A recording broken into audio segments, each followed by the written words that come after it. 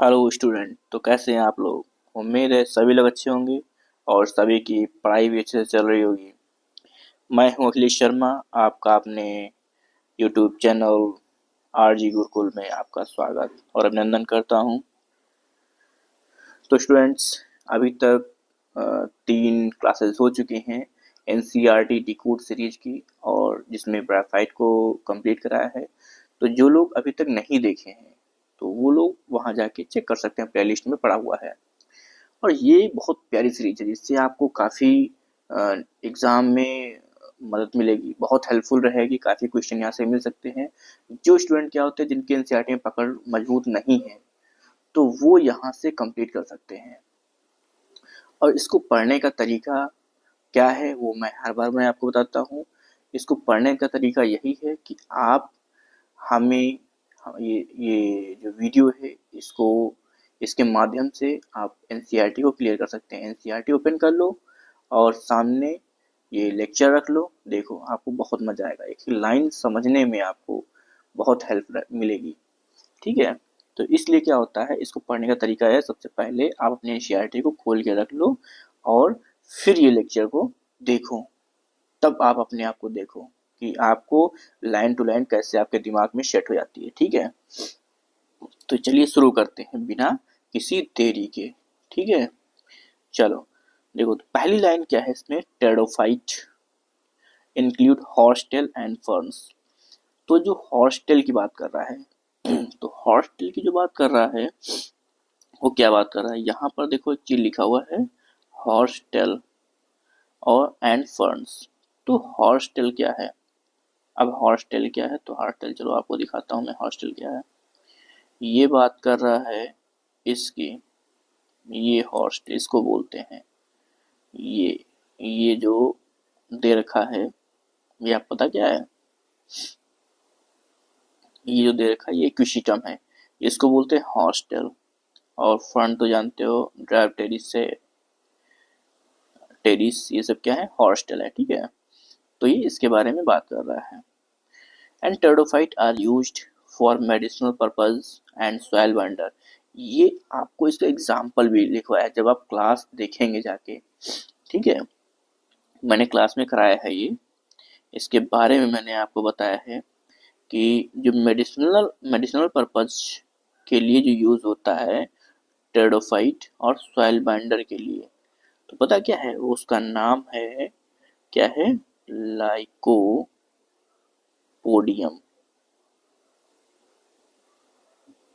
Sorry, इस पर लिखते नहीं बनना है भाई। तो ये चीज है लाइकोपोडियम, बाकी समझ तो गए हैं आप, ठीक है, लाइकोपोडियम। तो ये चीज है। अब नेक्स्ट आते हैं क्या चीज, नेक्स्ट आते हैं तो आते हैं मेडिसिनल पर्पज के लिए और सॉइल बाइंडर के लिए टेरिडोफाइट का यूज होता है। तो मेडिसिनल पर्पज के लिए हम लाइकोपोडियम का यूज करते हैं, ये मैंने क्लास में भी आपको बताया, ठीक है। They are also frequently grow as ornamental. बिल्कुल, सभी के घरों में लगभग मैक्सिमम स्टूडेंट ऐसे होंगे, जिनके घरों में क्या होता है, ये फर्न पाए जाते हैं जो कि एज ए ऑर्नामेंटल प्लांट की तरह घरों में यूज होते हैं, ठीक है। तो ये लाइन आपको क्लियर हो गई, इतना इतना आपको लाइन शायद क्लियर हो गई होती। अगर क्लियर हो गई है तो यस लिख देना, ठीक है। They are also frequently grow as ornamental, ठीक है। ये बात कर रहा है, फर्न की बात कर रहा है, ठीक है। अब नेक्स्ट लाइन पर आते हैं, evolutionary they are first terrestrial plant to possess vascular tissue, xylem and phloem, ठीक है। ये ऐसे फर्स्ट टेरेस्ट्रियल प्लांट थे जिनमें क्या होता, वैस्कुलर टिश्यू देखने को मिला था, जाइलम एंड फ्लोएम देखने को मिला था। बिल्कुल सही है, इसीलिए इनको क्या बोलते हैं, amphibians of plant kingdom with vascular bundle. यानी ये ऐसे प्लांट किंगडम के एम्फीबियंस थे जिनमें वैस्कुलर बंडल पाया जाता था, इसीलिए वैस्कुलर बंडल वाले एम्फीबियंस इनको बोला जाता है, ठीक है। इनमें वैस्कुलर बंडल पाया जाता है। टेस्ट फर्स्ट टाइम देखा गया था, बहुत इंपॉर्टेंट लाइन है, इसको आप मार्क कर सकते हो आप, ठीक है। यार first terrestrial plant which possess, इसको लाइन कर अंडरलाइन कर देते हैं अगर हम, ठीक है, इसको हम अंडरलाइन करते हैं।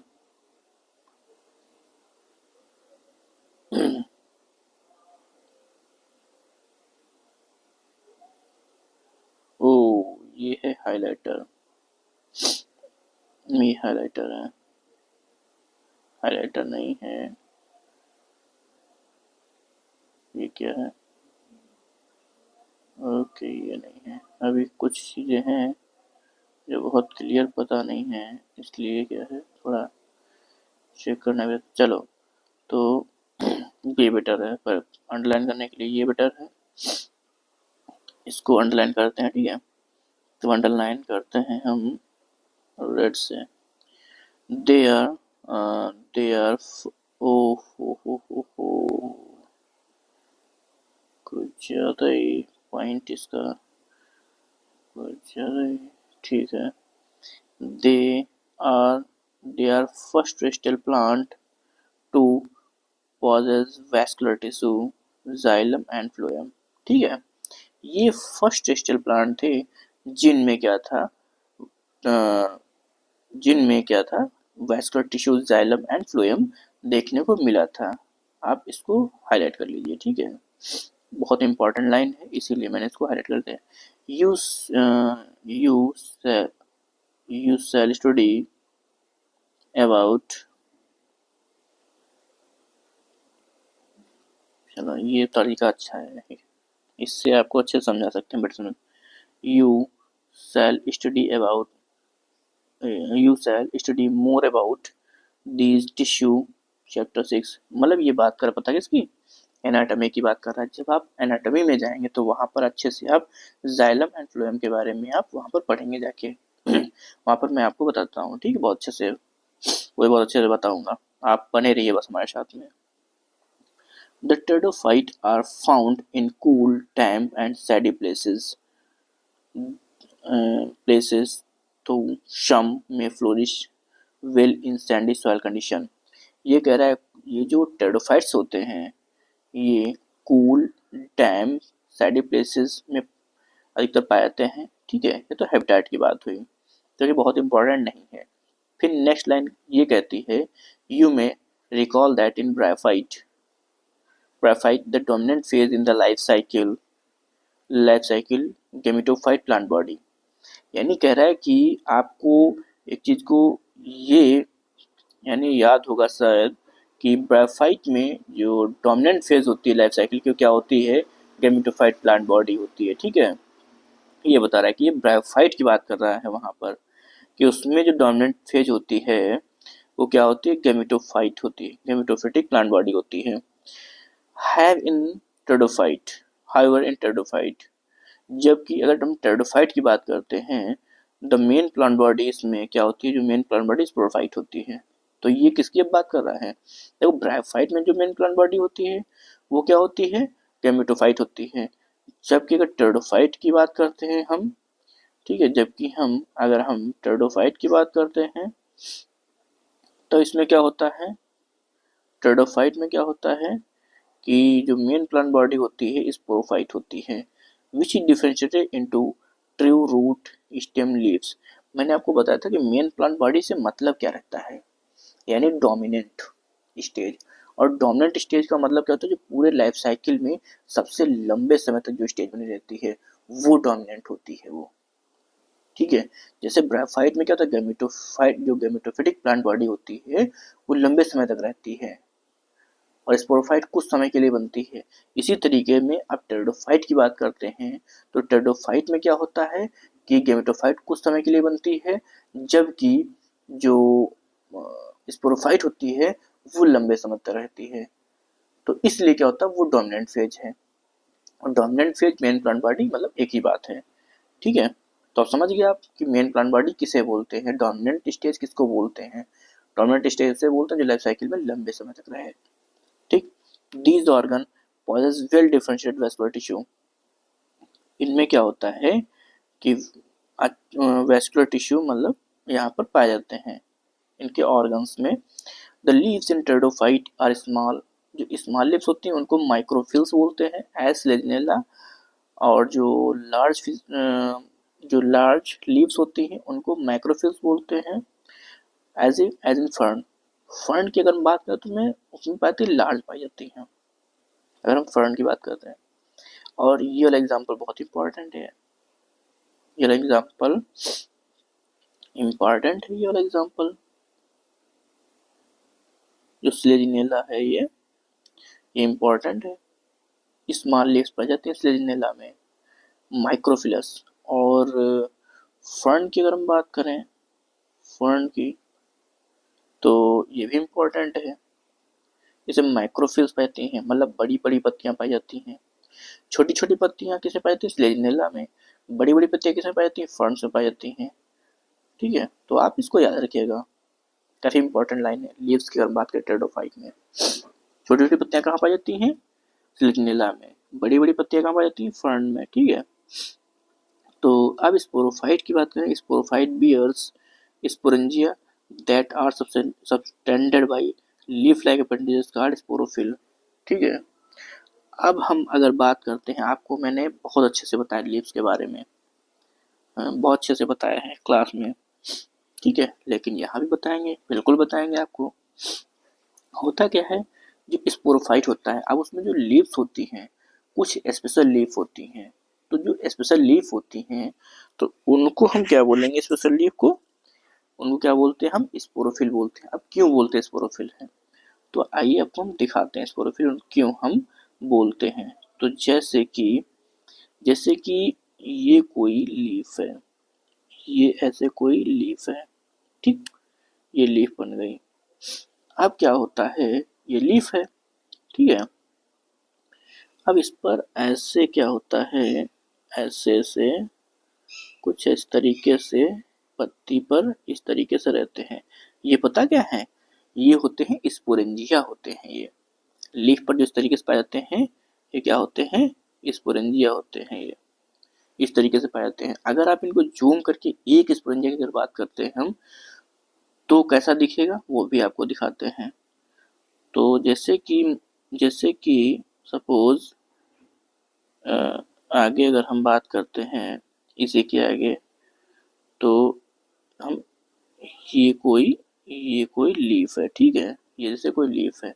अब एक स्पोरेंजिया जूम करके दिखाते हैं, कैसे देखो दिखेगा, जैसे कि ये कोई स्पोरेंजिया है, ठीक है, ये स्पोरेंजिया है। तो अब ऐसी लीफ को, जिस लीफ पर स्पोरेंजिया पाई जाती है, उस लीफ को हम बोलते हैं स्पोरोफिल। एक स्पेशल लीफ होती है, उसको हम क्या बोलेंगे, स्पोरोफिल बोलते हैं उसको हम क्या बोलेंगे, उसको हम बोलते हैं स्पोरोफिल। क्या बोलेंगे हम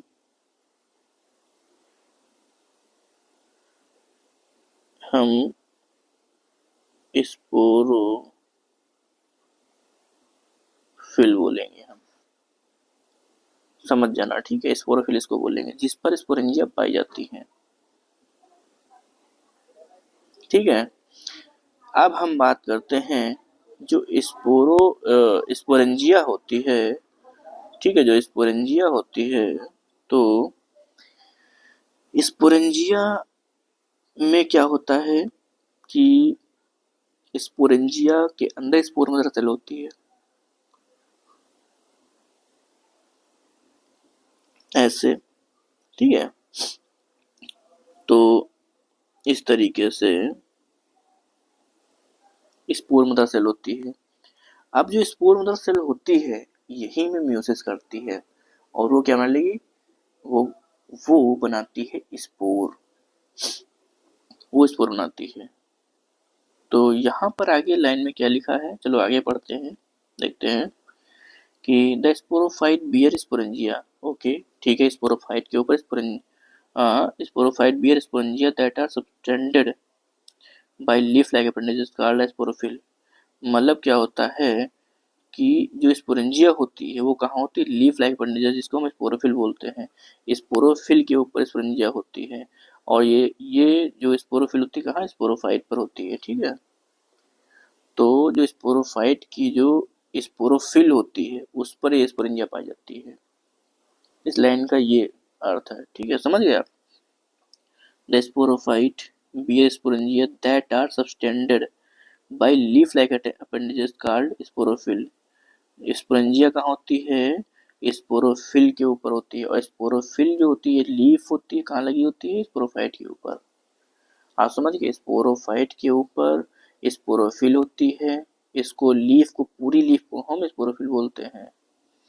और स्पोरेंजिया ये छोटी छोटी जो दिखाई पड़ रही है रेड रेड कलर की, ये स्पोरेंजिया दिखाई पड़ रही है इसके ऊपर। तो स्पोरेंजिया कहाँ है, स्पोरोफिल के ऊपर है। ये स्पोरोफिल किसको बोलेंगे, लीफ को बोलेंगे। और ये कहाँ स्पोरोफाइट के ऊपर होती हैं। स्पोरोफाइट मीन्स कुछ ऐसे मान लो, जैसे ये है ऐसे, ठीक, इस तरीके से। तो ये ऐसे कुछ एक लीफ की हम बात कर लिए हम यहाँ पर, ठीक है। तो ये हम इस तरीके से कुछ ये लीफ होंगी इस पर, ऐसे ऐसे ऐसे लीफ होंगी स्पोरोफाइट के ऊपर। और एक लीफ को हम ये जूम करके देख लिए, और फिर उसको भी एक स्पोरेंजिया के साथ में इसको जूम करके देख लिए, बस। आप समझ में आ गया, ठीक है, यही यहाँ पर ये कह रहा है, ठीक। तो इन सम केसेस स्पोरोफिल में form distinct compact structure called strobili या कोन। मतलब ये कह रहा है जो स्पोरोफिल हैं कभी कभी क्या होती है, कॉम्पैक्ट हो जाती हैं। चलो देखते हैं अब हम कॉम्पैक्ट कैसे हो जाएंगी। तो ये जो स्पोरोफिल है कॉम्पैक्ट हो जाती हैं, और कॉम्पैक्ट होके क्या बनाती हैं, स्ट्रोबाइली या कोन बनाती हैं, ठीक है। चलो ये भी देख लेते हैं, चलो ठीक है, स्ट्रोबाइली या कोन बनाती हैं। तो देखो और बहुत इंपॉर्टेंट लाइन है, इसको याद रखना, ठीक है। इन सम केसेस स्पोरोफिल में form distinct compact structure called strobili या कोन। और किसमें पाया जाता है स्ट्रोबाइली कोन, स्लेजिनेला एंड इक्विशिटम। बहुत इंपॉर्टेंट लाइन है, बहुत इंपॉर्टेंट लाइन है। किसमें पाया जाएगा, स्ट्रोबाइली कोन, स्लेजिनेला या इक्विशिटम में पाया जाता है। अब कैसे बनाती हैं ये, तो ये कुछ ऐसे बनाती हैं, जैसे कि एक ये लीफ ऐसे हो गई, ठीक, एक ये लीफ ऐसे हो गई, और एक ये लीफ ऐसे हो गई, ठीक, एक ये लीफ ऐसे हो गई, और ऐसे ये लीफ हो गई, ऐसे ये लीफ हो गई, ऐसे ऐसे ऐसे। तो ये लीफ क्या हो गई, एकदम कॉम्पैक्ट हो गई आपस में। लीफ का ही है ये जो गुच्छा दिख रहा है, ये कॉम्पैक्ट हो, और इस पर ये कुछ ऐसे स्पोरेंजिया दिखाई पड़ेंगी, ये ऐसे इन लीफ के ऊपर ऐसे स्पोरेंजिया दिखाई पड़ेंगी, बहुत ध्यान से देखते रहना ऐसे। तो ये क्या बन गया, अब ये बन गया कोन। इसको हम बोलेंगे स्ट्रोबाइली, या फिर इसको हम बोलेंगे कोन। क्या बोलेंगे इसको हम, स्ट्रोबाइली, या फिर इसको हम बोलेंगे कोन बोलेंगे। क्या बोलेंगे, देखो यहाँ पर लिखो इसे, चल जा भाई, स्ट्रोबाइली। इसको, अरे रुको यार, इसको पहले हम ढंग से लिखते हैं। इसको बोलेंगे हम स्ट्रोबाइली, या फिर इसको हम बोलेंगे कोन। आप समझ में आया, स्ट्रोबेरी, या फिर इसको हम कोन बोलेंगे। और कहाँ पाया जाएगा, स्लेजिनिला में पाया जाएगा, या फिर इक्विशिटम में पाया जाएगा। बहुत इंपॉर्टेंट है। और कैसे बना, आपको समझ में आ गया। यही जो स्पोरोफिल है, यही स्पोरोफिल एक साथ में कॉम्पैक्ट हो जाती हैं, और कॉम्पैक्ट होके वो क्या बना लेंगी, वो जो कॉम्पैक्ट जब हो जाएंगे तो उसी को हम क्या बोलेंगे, स्ट्रोबेरी या फिर कोन बोलते हैं, ठीक है। तो आपको समझ में आ गया यहाँ तक, ठीक है। अब आगे बढ़े हम, ठीक, बढ़ते हैं। And the sporangia produce spore by meiosis in spore mother cell। अब आपको दिखाए थे वो जो जूम करके दिखाए थे आपको लास्ट में, कि जो लीफ थी उसके ऊपर एक जूम करके जो दिखाया था स्पोरेंजिया, उसके अंदर क्या होती है, स्पोर मदर सेल को आपको बताए थे कहाँ स्पोर मदर सेल होती है। अब वही स्पोर मदर सेल में मियोसिस हो के, वही स्पोर मदर सेल में ये जो है स्पोर मदर सेल है ये, ठीक है, ये स्पोर मदर सेल है। अब इसमें क्या होगा, स्पोर मदर सेल की बात कर रहा है ये। अब इसमें देखो क्या कर रहा है, मियोसिस हो जाएगी, और क्या बना लेगा, स्पोरेंजिया प्रोड्यूस स्पोर, स्पोर बना लेगा। स्पोरेंजिया प्रोड्यूस स्पोर, पेमिसिस स्पोर मदर सेल। स्पोरेंजिया के अंदर स्पोर मदर सेल दिखाए थे आपको, तो वही स्पर्म सेल में क्या होगा, म्यूसिस हो जाएगी, स्पोर बना लेगा। ठीक ठीक है, तो आपको यहाँ तक समझ में आ गया। अब आगे बढ़ें। ठीक, तो अब देखो, अब क्या है कि जो स्पोर है, अब यही स्पोर तो बन गया अब यहाँ पर। अब यही जब स्पोर बन जाएगा यहाँ पर, द स्पोर, जब ये स्पोर बन जाएगा, spore germinate to give rise inconspicuous small but multicellular, क्या लिखा है, जो जर्मिनेट हो जाएगा, स्पोर जर्मिनेट हो जाएगा और क्या बनाएगा, गैमेटोफाइट बनाएगा। स्पोर जर्मिनेट होकर क्या बनाएगा, गैमेटोफाइट बनाता है। और गैमेटोफाइट कैसा होगा, गैमेटोफाइट कैसा होगा, बात इसकी है कि स्पोर जर्मिनेट होकर क्या बनाता है, गैमेटोफाइट बनाता है। ठीक है, स्पोर क्या करेगा, ये जर्मिनेट कर जाएगा और बना लेगा गैमेटोफाइट। ठीक, गैमेटोफाइट बना लेगा, स्पोर जर्मिनेट को गैमेटोफाइट बना लेगा। और गैमेटोफाइट कैसा होगा, इनकॉन्स्पिक्यूअस होगा, स्मॉल होगा, बट मल्टीसेलुलर होगा, लेकिन मल्टीसेलुलर होता है ये। इनकॉन्स्पिक्यूअस होगा, स्मॉल होगा, मल्टीसेलुलर होगा। फिर से एक बार बोलो हमारे साथ में, इनकॉन्स्पिक्यूअस होगा, स्मॉल होगा, मल्टीसेलुलर होगा। इतना याद हो गया। गैमेटोफाइट कैसा होगा, इनकॉन्स्पिक्यूअस होगा, स्मॉल होगा, मल्टीसेलुलर होगा। अब आगे आते हैं, और क्या होगा, इनकॉन्स्पिक्यूअस होगा, स्मॉल होगा, मल्टीसेलुलर होगा, और कैसा होगा, फ्री लिविंग होगा, और मोस्टली फोटोसिंथेटिक होगा, थायलाइड होगा, गैमेटोफाइट, इसे हम प्रोथैलस बोलते हैं। स्मॉल होगा, फ्री लिविंग होगा, मल्टीसेलुलर होगा, इनकॉन्स्पिक्यूअस। अब इनकॉन्स्पिक्यूअस का मतलब क्या, मतलब जो हम सही से नहीं दे सकते हैं, अस्पष्ट चीज, इसको हम सही से नहीं दे सकते हैं, उसको बोलते हैं इनकॉन्स्पिक्यूअस। स्मॉल मतलब छोटा होगा लेकिन मल्टीसेलुलर होगा। ठीक, फ्री लिविंग मतलब एक दूसरे पर डिपेंडेंट नहीं होंगे, मतलब गैमेटोफाइट जो होता है स्पोरोफाइट पर डिपेंडेंट नहीं होगा, क्योंकि कैसा है ये फोटोसिंथेटिक है भाई, ये क्या है, फोटोसिंथेटिक है, ये क्या है, ये फोटोसिंथेटिक है, ये अपना खाना खुद ही बना लेगा, मतलब ही नहीं है इस प्रोफाइट से। कहता भैया तुम जाओ, हम खुद ही खाना बना लेंगे, जो पहले भी खाना बनाते थे तब भी बना लेंगे हम। ठीक है, तो गैमेटोफाइट कैसा है, फोटोसिंथेटिक है, फ्री लिविंग, इसलिए फ्री लिविंग है, स्पोरोफाइट पर डिपेंडेंट नहीं होता। और स्पोरोफाइट जो होता है वो गैमेटोफाइट पर डिपेंडेंट नहीं होता है, वही फ्री लिविंग होता है, मतलब एक दूसरे से स्पोरोफाइट गैमेटोफाइट एक दूसरे से इंडिपेंडेंट होते हैं। ठीक है, इतना ध्यान रख लोगे। ठीक, इसको हम प्रोथेलस बोलते हैं, बहुत इंपॉर्टेंट है। तो कितनी चीजें हैं हमारे साथ में याद करो, inconspicuous, small, multicellular, free living, photosynthetic, और इसको हम क्या बोलेंगे, थैलाइड बोलते हैं, वो प्रोथेलस बोलेंगे। ठीक है, प्रोथेलस बोलेंगे। तो इतनी चीज आप याद रखिएगा। These gametophytes require cool, damp, shady places to grow. Because of this specific restricted requirement and the need for water for fertilization. ठीक है, अब जो गैमेटोफाइट है, अब इसको एक ऐसी जगह चाहिए रहेगी जो थोड़ी नमी वाली जगह हो, जहाँ पर हल्का सा पानी वगैरह हो, ऐसे इसको जगह चाहिए रहेगी गैमेटोफाइट को। ठीक है, this gametophyte require cool, damp, सैडी places, छांव वाली जगह, क्योंकि इसके क्या है, ये भी मतलब क्या है कि बहुत ज़्यादा ग्रो नहीं कर पाया टेरिडोफाइट। क्यों, क्योंकि भैया इसको भी पानी की ज़रूरत थी, आगे अपना जनरेशन बढ़ाने के लिए, अपना वंश आगे बढ़ाने के लिए इसको भी पानी की ज़रूरत थी, इसीलिए बहुत ज़्यादा ग्रो नहीं कर पाया।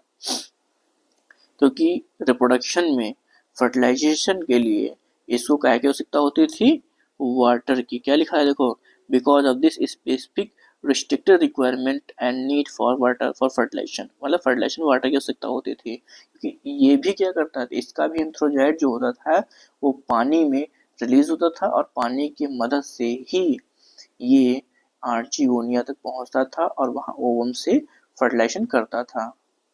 तब जाके जाइगोट बनता था, मतलब ये भी वाटर पर डिपेंडेंट था।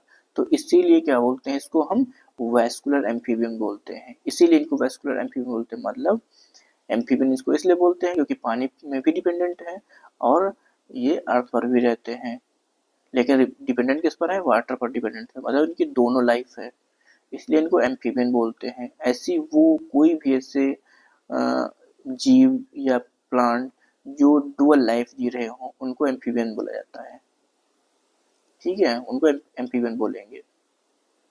और चूंकि इनके पास में जाइलम और फ्लोएम होते हैं, ठीक है, इसलिए इनको हम वैस्कुलर एम्फीबियन बोलते हैं इनको हम, ठीक है। चलो अब आगे बताते हैं। The spread of living pteridophyte is limited and restricted to narrow geographical region. क्यों? वही जो आपको मैंने अभी बताया, क्योंकि इनको भी वाटर की आवश्यकता होती है, ठीक है, इसलिए the spread living pteridophyte is limited और restricted to narrow geographical region. क्योंकि इनको भी पानी की आवश्यकता होती थी, इसलिए क्या होता है, ये बहुत ज़्यादा ग्रो नहीं कर पाए। The gametophyte bear male and female sex organ called the antheridia and archegonia. वही बात है जो मैंने अभी आपको बताई, ठीक है। इन क्या है, अब गेमेटोफाइट बाइसेक्स और कहाँ होते हैं, ये कॉमन सी बात है, ये आप सभी लोग याद रखिए, कॉमन सी बात है कि जो एंथ्रीडिया एंड आर्किगोनिया होते हैं, जो गेमेटोफाइट होते हैं, जो सेक्स ऑर्गन होते हैं वो गेमेटोफाइट के ऊपर होते हैं, ठीक है। एक कॉमन चीज़ है कि जो सेक्स ऑर्गन होंगे वो कहाँ पर होंगे, वो होंगे गेमेटोफाइट के ऊपर, ठीक है। Antheridia and archegonia sex organ कहाँ होंगे, गेमेटोफाइट के ऊपर respectively. Water is required for transfer of antherozoid. अभी मैंने आपको पूरा बता दिया कि एंथ्रोजाइट जो होते हैं वो वाटर की मदद से आर्किगोनिया के पास पहुँचते हैं, जहाँ पर क्या होता है, ओवम होता है उनके पास में, ठीक है। Mail and female, male gamete release हो जाएगा वाटर में और वो कहाँ पहुँचेगा, माउथ ऑफ आर्किगोनिया, और fusion of male gamete with the egg present in the archegonium result in the formation of zygote, और जाइगोट बन जाएगा। और क्या बन जाएगा, जाइगोट बन जाता है, ठीक भाई। अभी पूरे आपको बता दिया, एंथ्रीडियम जो होता है वो क्या रिलीज करेगा, एंथ्रोजाइट रिलीज करेगा, वाटर की मदद से आर्किगोनिया के माउथ के पास जाएगा, फिर क्या होगा, वहां पर ओवम होगा, ओवम से फ्यूज हो जाएगा और फिर फर्टिलाइजेशन के बाद में क्या बना लेगा, जाइगोट बना देता है, ठीक है। अब zygote thereafter produce a multicellular well differentiated sporophyte. अब फिर से जाइगोट क्या होता है, डेवलप हो जाता है और डिफरेंशिएट होकर स्पोरोफाइट बना लेते हैं, स्पोरोफाइट बना लेगा। स्पोरोफाइट यहाँ पर बन गया है, which is dominant phase of the pteridophyte. ये dominant body, main plant body, क्योंकि लंबे समय तक पाई जाती है स्पोरोफाइट, इसीलिए टेरिडोफाइट में मेन प्लांट बॉडी क्या है, sporophyte. In majority of the pteridophyte, all the spore of are of similar kind। मतलब लगभग लगभग टेरिडोफाइट में जितने भी टेरिडोफाइट होते हैं, मोस्टली उनमें क्या होता है कि उनमें मेजॉरिटी सिमिलर टाइप के स्पोर पाए जाते हैं। स्पोर कैसे होते हैं, सिमिलर टाइप के पाए जाते हैं। Such plant are called homosporous pteridophyte. ऐसे प्लांट को हम बोलते हैं होमोस्पोरस टेरिडोफाइट, ठीक है। होमोस्पोरस टेरिडोफाइट ऐसे प्लांट को हम बोलते हैं, ठीक है। ऐसे प्लांट को हम होमोस्पोरस टेरिडोफाइट बोलते हैं। अब आते हैं आगे, थोड़ा सा बचा है हेटेरोस्पोरस टेरिडोफाइट। तो चलो थोड़ा सा बचा है, इनको भी कंप्लीट कर लेते हैं, है कि नहीं। फिर जिम्नोस्पर्म बचेगा, नेक्स्ट टाइम पर इसको कराते हैं, क्या ही है, थोड़े सा बचा है। तो genera like Flaginella and Salvinia which produce two kind of spore। Microspore जो कि बड़ा स्पोर था और माइक्रोस्पोर जो कि स्मॉल छोटा स्पोर था, उसको बोला गया माइक्रोस्पोर। और जो बड़े बड़े स्पोर थे उनको हम मैक्रोस्पोर बोला गया, ठीक है, उनको क्या बोला गया, मैक्रोस्पोर। तो अब देखो साइज का डिफरेंस इसमें दिखाया गया है कि एक जो छोटे स्पोर थे उनको माइक्रोस्पोर, जो बड़े स्पोर थे उनको मैक्रोस्पोर, मतलब डिफरेंट टाइप के स्पोर थे, इसलिए इनको हम हेटेरोस्पोरस बोला गया। इनको क्या बोला गया, हेटेरोस्पोरस इनको बोला गया।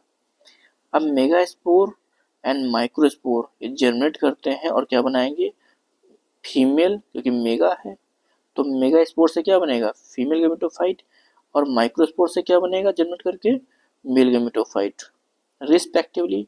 Female gametophyte in these plants are retained on the parent sporophyte for variable period,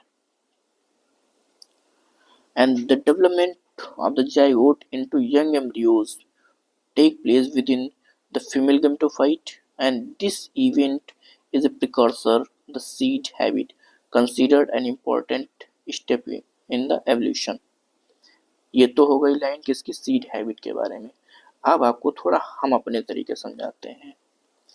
क्या हुआ कि इसमें टू टाइप के स्पोर थे हेटेरोस्पोर में, एकदम ध्यान पूर्वक देखना, बहुत ध्यान से देखना, ठीक है, कि इसमें टू टाइप के स्पोर थे, एक तो माइक्रोस्पोर था, एक तो माइक्रोस्पोर था। टू टाइप के स्पोर थे, हेटेरोस्पोरस थे। और सीड हैबिट के लिए इंपॉर्टेंट कंडीशन होती है क्या, हेटेरोस्पोरी इंपॉर्टेंट कंडीशन होती है। अगर हेटेरोस्पोरी नहीं होगी तो वहां पर सीड हैबिट हो ही नहीं सकती है, ठीक है। तो सीड हैबिट के लिए इंपॉर्टेंट कंडीशन थी हेटेरोस्पोरी, तो यहाँ पर हेटेरोस्पोरी देखने को मिलेगी। लेकिन क्या था कि यहाँ पर इंटेगुमेंट एब्सेंट थे, ठीक, और जाइगोट से एम्ब्रियो तक बनने के सफर में रेस्टिंग पीरियड एब्सेंट था, ठीक है। तो इसलिए क्या था कि इसमें रेस्टिंग पीरियड, हाँ, एम्ब्रियो बनने के बाद में होता क्या, जैसे स्पोर क्या होता है, वो कुछ समय के लिए रेस्टिंग पीरियड में चले जाते हैं, तो वो रेस्टिंग स्टेज एब्सेंट होता था, इसलिए यहाँ पर सीड हैबिट नहीं पाई जाती थी, इसलिए यहाँ पर सीड हैबिट नहीं पाई गई। एक चीज आप याद रखिएगा, यहाँ पर कुछ स्टूडेंट ये सोचते हैं कि सीड हैबिट क्या है, कि सीड हैबिट यहीं पाई गई थी टेरिडोफाइट में, लेकिन ये गलत है।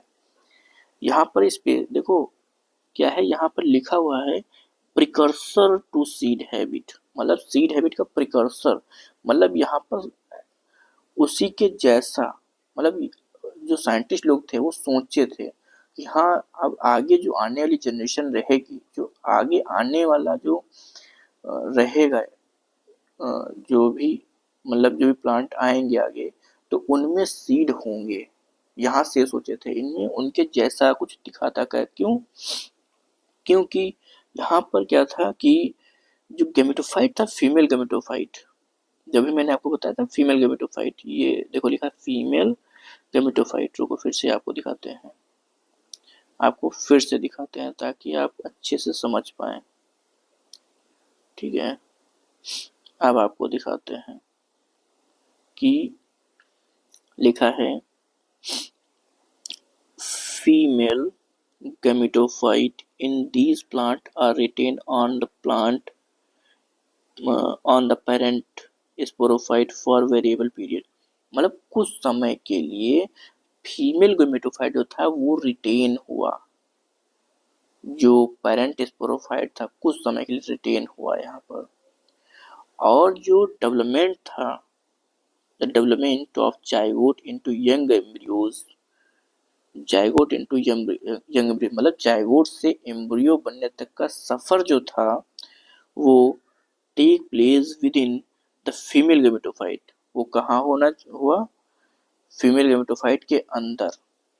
एक तो फीमेल गेमेटोफाइट रिटेन हुआ कुछ समय के लिए स्पोरोफाइट पर, और जो जाइगोट से एम्ब्रियो डेवलप होने तक का जो सफर था वो फीमेल गेमेटोफाइट के अंदर हुआ। तो इस इवेंट को साइंटिस्ट लोग ने क्या बोल दिया, सीड हैबिट नहीं बोला, प्रिकर्सर ऑफ सीड हैबिट बोला था। क्या बोला था, precursor of seed habit, precursor to seed habit, मतलब सीड हैबिट जैसी यहाँ पर कंडीशन शुरू हुई थी। And consider an important evolution in important step in evolution, और उससे एक इम्पोर्टेंट स्टेप यहाँ पर कंसिडर किया गया, ठीक है। इसे प्रिकर्सर टू सीड हैबिट बोला गया था। सीड हैबिट कहाँ पाई जाती है, जिम्नोस्पर्म में पाई जाती है, वहां पर प्रॉपर सीड पाए जाते हैं, ठीक, वहां से चालू हो गया था। इसी के आगे से शुरुआत हो, अगला ही इसके आगे है जिम्नोस्पर्म, ठीक है। तो यहाँ पर सीड नहीं बने थे, प्रिकर्सर सीड मतलब उसी के जैसा, इसीलिए इसको बोला था, क्योंकि यहाँ पर इंटीग्यूमेंट एब्सेंट था और रेस्टिंग स्टेज भी नहीं थी एम्ब्रियो डेवलपमेंट के बाद, तो इसलिए यहाँ पर सीड नहीं बन सका। लेकिन हाँ, यहाँ से शुरुआत हो गई थी सीड बनने की। यहाँ से ये साइंटिस्ट समझ गए थे कि आगे सीड बनेंगे। अब आगे बढ़ें, हमारे सोच से काफ़ी टाइम ले लिया यहाँ पर समझाने के लिए इसको, और समझ में आ भी गया होगा। The pteridophyte are further classified into 4 classes. अब इसको 4 क्लास में डिवाइड किया गया है, ये आप याद कर लीजिएगा, और नहीं अगर याद कर पाइएगा तो क्लास, ये इसको मैंने बहुत अलग से लिया क्लास है, वो कुछ समय की पढ़ी है, लगभग ऐसे आधे घंटे की क्लास है, बहुत अच्छी क्लास है, आप वहाँ जाके देख सकते हैं। pteridophyte are further classified into 4 classes. साइलोप्सिडा में क्या आता है, साइलोटम आता है। लाइकोप्सिडा में 2 आते हैं, स्लेजिनेला, लाइकोपोडियम। देखो लाइकोप्सिडा LY से लाइकोप्सिडा है और LY से लाइकोपोडियम है, उसी के साथ में स्लेजिनेला आता है। लाइकोपोडियम, लाइकोप्सिडा में क्या है, स्लेजिनेला एंड लाइकोपोडियम। अब स्फिनोप्सिडा में केवल एक ही आता है, इक्वेशियम आता है, इसे हॉर्स्टेल बोलते हैं। ऐसे आप याद रखिए, घोड़े का नाम स्फिनो है, घोड़े का नाम क्या है, स्फिनो, क्योंकि इक्वेशियम को क्या बोलते हैं, हॉर्स्टेल बोलते हैं, इसको इक्वेशियम को हॉर्स्टेल बोलते हैं। तो स्फिनो है घोड़े का नाम, घोड़े का नाम क्या है, स्फिनो, इसलिए उसको हम स्फिनोप्सिडा में इक्वेशियम आता है।